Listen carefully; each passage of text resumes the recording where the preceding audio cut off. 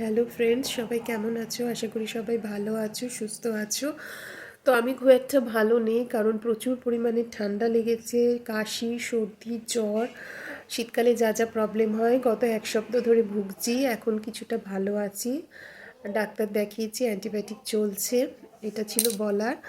আরেকটা যেই বলার ছিল, তো তোমরা আমার চ্যানেলটা সাবস্ক্রাইব করছো, ভিউজ বাড়ছে বিগত দিনের তুলনায়।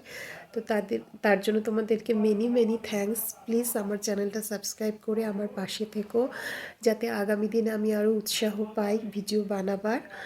এটা ছিল বলার। আর যারা সাবস্ক্রাইব করেছো তাদেরকে মেনি মেনি থ্যাঙ্কস।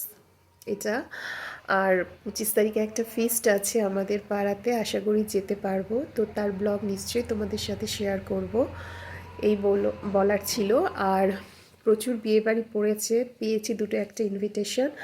তো যাওয়ার চেষ্টা করব, শরীরটা যদি ভালো থাকে।